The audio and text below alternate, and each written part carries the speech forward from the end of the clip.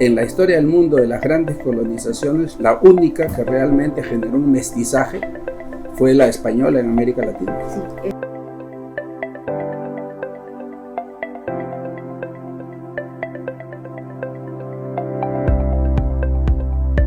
Hola, soy Victoria y estamos en Librerías Crisol y hoy vamos a conversar con Rolando Arellano por su libro El Tesoro. ¿Cómo estás, Rolando? Muy bien, muchas gracias, Victoria. Gracias a ti por venir aquí, por conversar por esa novela, porque todos conocemos tu trayectoria como marketero, todos los cambios que has hecho en el mercado y los libros de no ficción que has sacado, pero esta es tu primera novela histórica. Sí, es una primera novela es una primera novela que tiene intención histórica, ¿no? Que es decir, mostrar un poco la historia de una manera distinta. Uh-huh. ¿Y cómo empezó estas ganas, este bichito para escribir sobre eso, sobre la historia y ya dejar un ratito la no ficción, en este caso en el tema de marketing? Sí, mira, tú sabes que marketing parte de conocer al mercado, o sea, conocer bien a tu público para poder responder a sus necesidades, etc.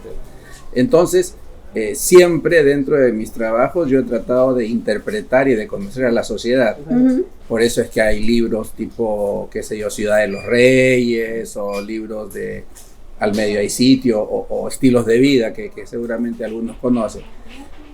Y siempre he tratado de hacerlo de una manera bastante más coloquial, que no sea tan intelectual para que la gente lo escuche, ¿no? Y lo lea mejor, lo comprenda.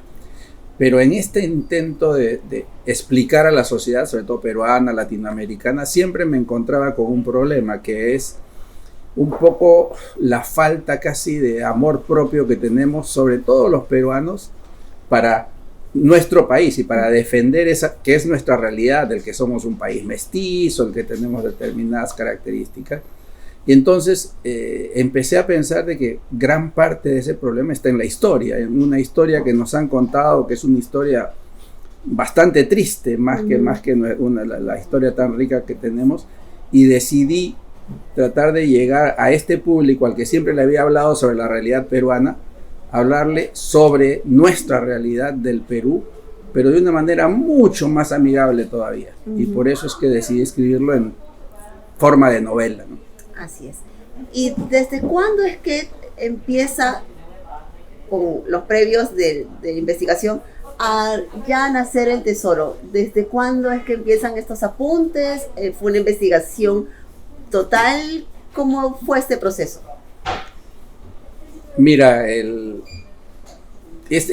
un proceso que empieza casi, lo digo en el libro del comienzo, casi desde el colegio, ¿no? Desde cuando yo empezaba a ver en el colegio, y una historia que nos iban contando siempre de que los españoles eran mejores que los indios, y luego de que los chilenos nos ganaron, y que todos nuestros héroes son un poquito perdedores, por no decir perdedores. Uh-huh. Entonces ha sido un libro que creo que se viene formando desde que yo tendría 15 años, ¿no? Desde el colegio. Uh-huh. Entonces fue eso lo que usted dijo, este es el momento para escribir la historia. Es el momento para escribirlo, y siempre he hecho, como tú lo dijiste muy bien, ensayo, uh-huh, que es una visión más o menos intelectualizada de la sociedad. Y hoy día quise hacerlo en novela, me atreví a hacer novela, y novelistas mucho mejores que yo, pero creía que era importante empezar a transmitirlo de esa manera, ¿no? Para los que hemos leído El Tesoro, no solamente nos vamos a encontrar con pasajes de nuestra historia nuevamente contadas, sino que van a encontrar a personajes que terminan siendo bastante peculiares y uno termina tomándole cariño, ¿no? Está el profesor Didier, está Antu, está Giovanna. ¿Cómo es que usted perfila estos personajes? ¿Tiene alguna anotación puntual? ¿O cómo es que nacen cada uno de ellos? Mira, todos ellos son personajes que de alguna manera existen en nuestra sociedad, ¿de acuerdo? Existe el joven universitario cuyos abuelos son migrantes y vivieron hicieron una invasión. está una chica de clase media que es profesora, joven, socióloga en la universidad, está un niño que es de padre ayacuchano, criado por su mamá, que es una mujer muy activa. Está el intelectual extranjero que viene y que nos mira de otra manera. Y así, y hasta un perrito, ¿no? Sí. Que eso no puede faltar en la historia.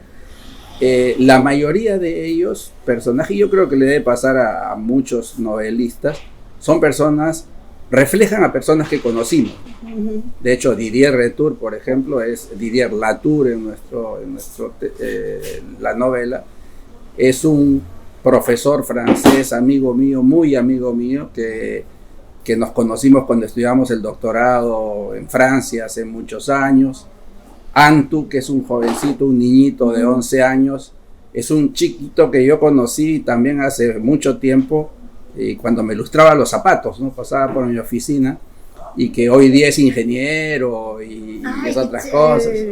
Entonces son todos personajes reales en el fondo, ¿no? Qué genial.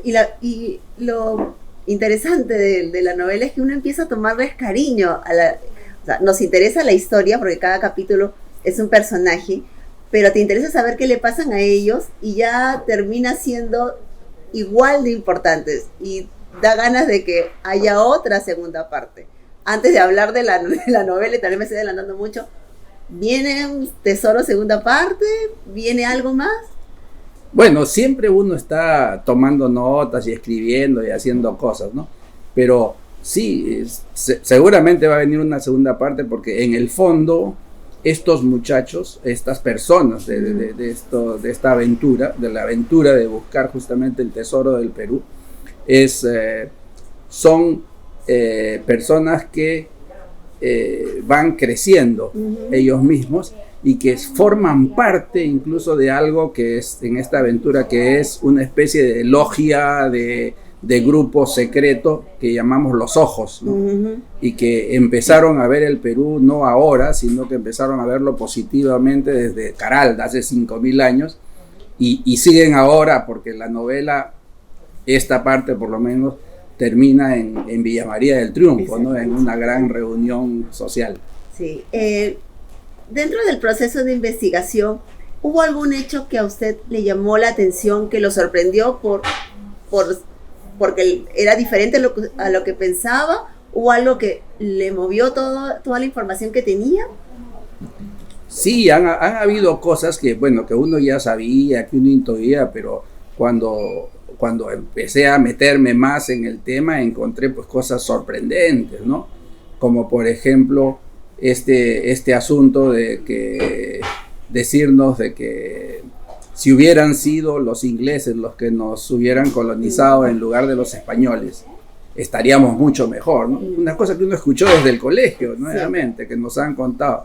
Y cuando uno empieza a ver y empieza a analizar que en realidad América Latina, gracias a que fueron los españoles que vinieron y que tenían una orden de la reina Isabel la Católica en esa época para juntarse y mezclarse con los indígenas, hemos formado la única cultura mestiza grande realmente en el mundo. O sea, si hubiéramos sido los ingleses, estaríamos viviendo como en Sudáfrica, con el apartheid, ¿no es cierto? Los negros por aquí, los blancos por allá, o los alemanes igual en África, o los belgas. En realidad, eso, por ejemplo, para mí fue sorprendente, encontrar que era exactamente lo contrario a lo que nos habían contado siempre, ¿no?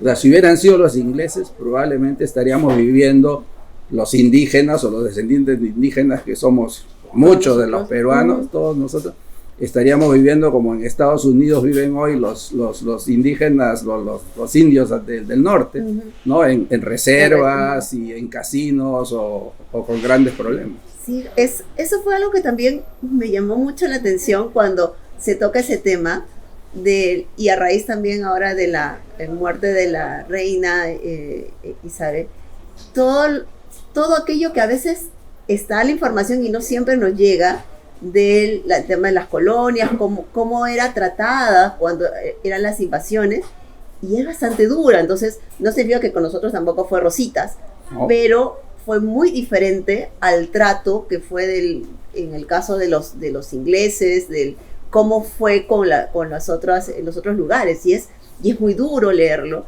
y dentro de todo también fue diferente con los españoles, ¿no? Fue un trato diferente, y eso fue algo que llama mucho la atención.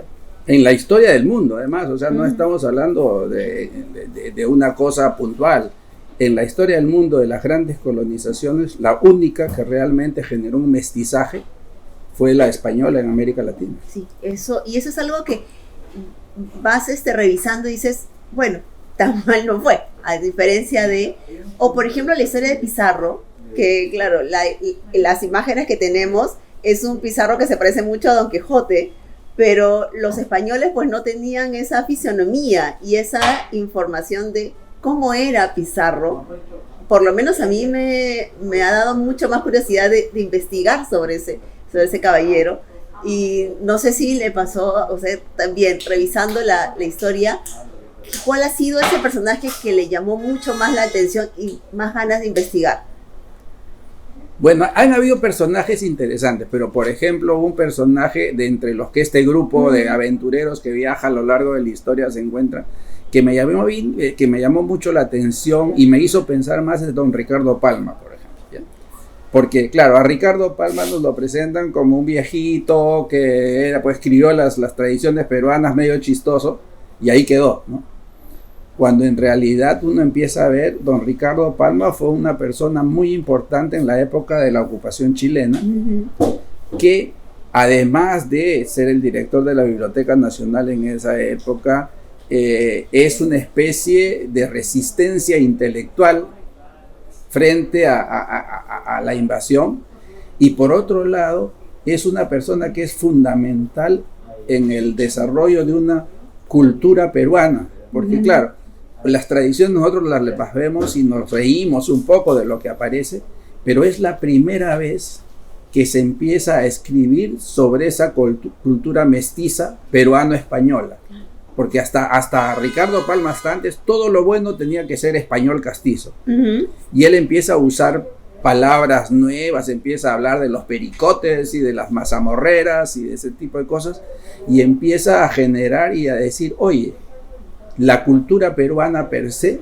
también tiene su propio valor y debe ser puesta en los libros. Ya escrita era un gran valor. Entonces uno de los grandes generadores de esa cultura mestiza peruana resulta ser don Ricardo Palma, pero nunca lo vemos como eso, ¿no? Lo vemos como el que escribió las tradiciones y punto, ¿no? Y ahí, es como que nos hemos quedado con las figuras, como Miguel Grau, como el mismo Andrés Avelino Cáceres, ¿no? Claro, una imagen impotente, pero leerlo aquí como alguien como más real, mucho más humano, con la esposa, entonces te da otro aire, es como que lo sientes más tuyo. No sé si es que lo mismo que usted sintió. Así es, exactamente, claro. Por ejemplo, en el caso, nosotros tenemos mucho respeto y está muy bien que lo tengamos por don Miguel Grau, por don Francisco Bolognesi, que fueron héroes que se sacrificaron por el Perú, pero eran héroes que se sacrificaron porque el Perú perdió, o sea, y son de alguna manera perdedores de la guerra.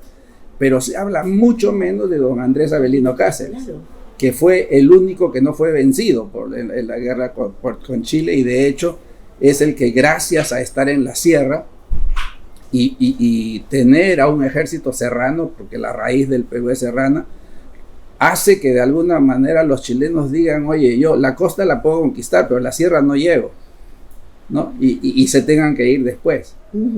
Y ahí hay que reconocer, por eso en el libro es importante en esa parte de la novela la figura de las mujeres, ¿ya? Porque la esposa de don Andrés Avelino Cáceres, ¿no es cierto?, es la mujer que se encargó de la intendencia. O sea, sin ella no hubiera habido toda la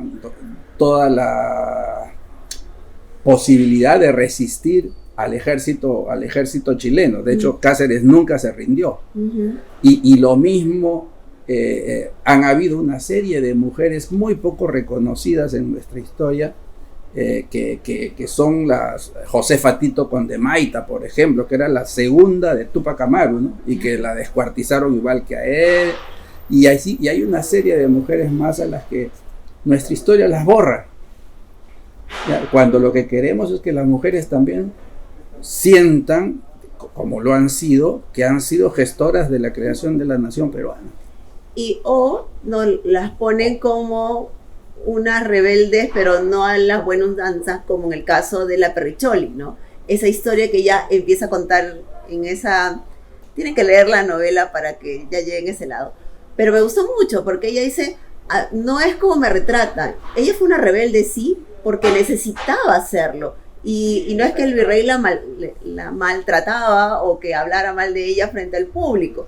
Que tal vez esa imagen, porque era una mujer que no se quedaba callada. Entonces, cuando alguien está fuera de la norma, y en una sociedad como la nuestra, que seguimos siendo un poco como éramos antes en ese aspecto, es como que, no, esta señora tenemos que ponerle una etiqueta de la mujer.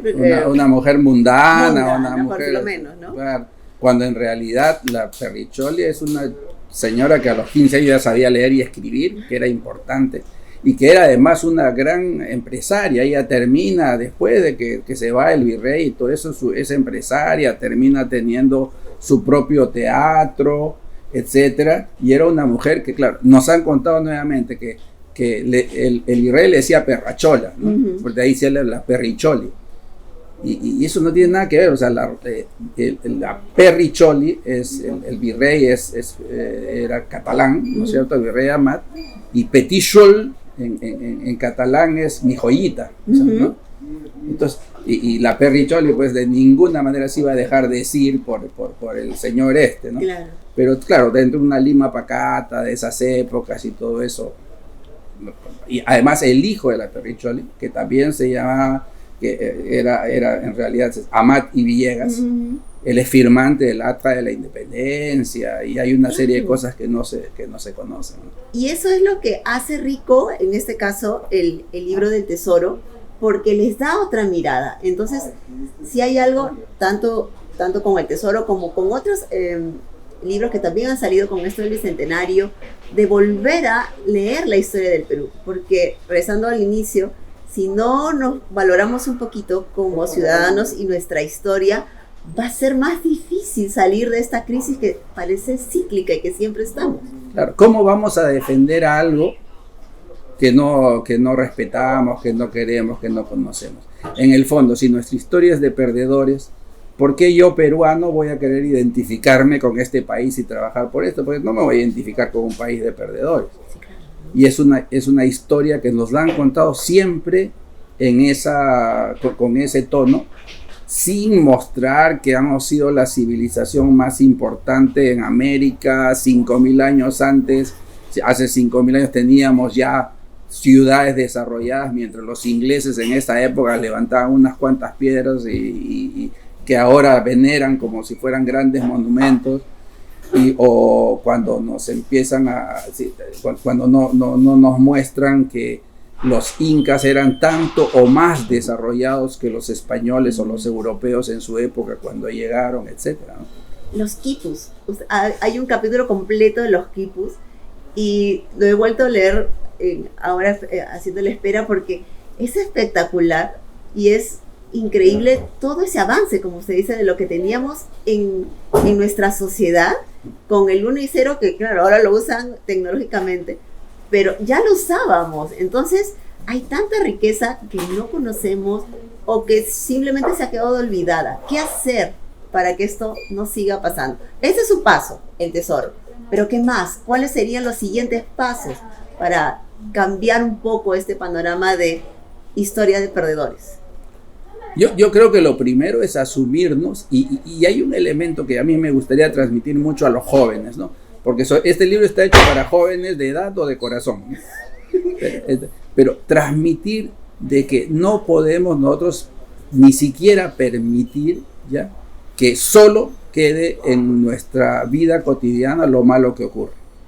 O sea, nosotros vemos los periódicos, las radios, etcétera, y lo único que nos cuentan es que atropellaron a la señora, le robaron a esto, otro, pero no nos cuentan todo lo bueno que sí está pasando, todos esos cambios que han habido en la sociedad, la tremenda reducción de la pobreza que se dio en los últimos 15 años.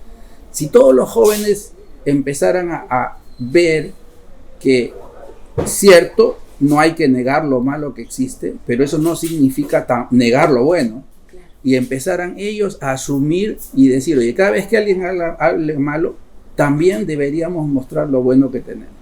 Si solamente eso, si asumiéramos nuestra labor, los más jóvenes sobre todo, nuestra labor de generar orgullo por nosotros mismos, yo creo que avanzaríamos mucho. Eso es cierto.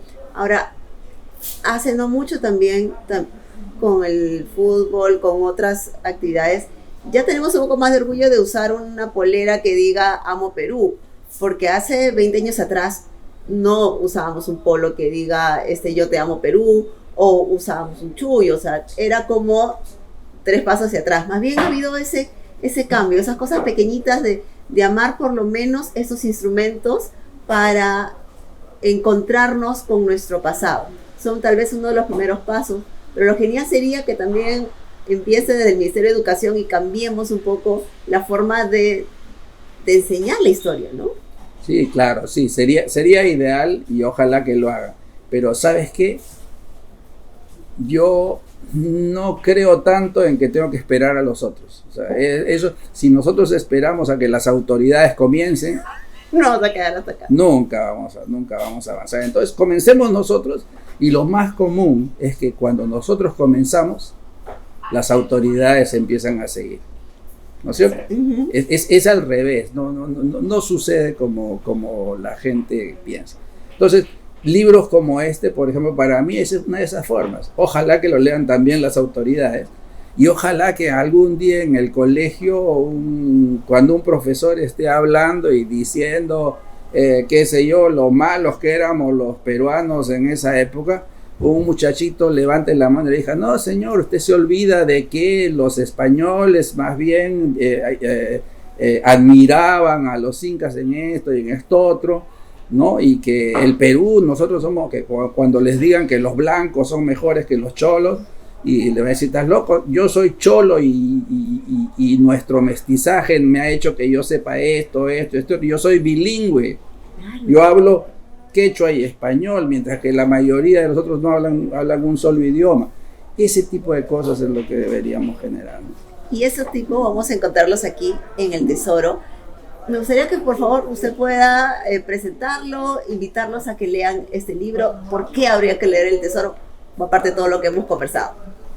Bueno, la idea es que el tesoro hay que leerlo simplemente para dudar, ¿no es cierto? Porque para empezar a preguntarnos que si la historia del Perú que nos han contado no ha sido esa la historia verdadera, ¿no? Es que es verdad que fueron unos pocos españoles que nos conquistaron por ahí, que los incas eran miles y los españoles eran 16 o los 13 del Gallo y con eso mataron a Atahualpa.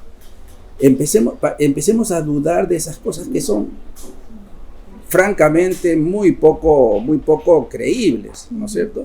Y así a lo largo de la historia, ¿cuánto han aportado otras culturas? Cuidado, no, también han aportado los italianos, los franceses, los alemanes, los ingleses. Hay un periodo de nuestra historia que no está siendo contado tampoco, que es el mestizaje del siglo XX. En todo caso, lo que yo quiero decirles es que esta es una historia, una aventura que espero les guste, que sea atractiva, que servirá para volvernos más orgullosos de lo que realmente somos, ¿no? Eso es mi recomendación, es léanlo con esa visión, empezar a encontrar lo bueno que hay en nuestro país. Y antes de acabar la entrevista, en El Tesoro nos deja algunas dudas, muchas, y se viene entonces algún otro proyecto. ¿Ya lo está pensando? Sé que va la segunda vez que se lo pregunto, pero dígame, ¿hay algo que ya viene? ¿Ya lo está gestando? Mira, yo siempre estoy tomando notas y esto es lo siguiente. Seguramente vendrá algo parecido ahí que tiene más que ver con el último momento de este libro, ¿no? Uh-huh. Este libro termina con la integración del Perú que se da en lo que antes se llamaba los conos, ¿no es cierto? Uh-huh. Ya puede ser de Arequipa, de Trujillo, de Lima, en las nuevas Limas, en las periferias de las ciudades, donde se juntan los peruanos de todos los lados, ¿no? Ustedes van a Lima Norte y van a encontrar a gente de Ayacucho, de Ica, viviendo juntos. Bueno, ahí se está formando un nuevo Perú y probablemente el próximo libro va a ser una novela alrededor de ese nuevo Perú en estas zonas nuevas del país. ¿Podría ser una próxima serie de Netflix? ¿Nos vamos al streaming? Podría ser. Listo. Gracias por quedarse aquí, por ver la entrevista y si han llegado hasta acá, por favor suscríbanse al canal de Crisol. Muchas gracias.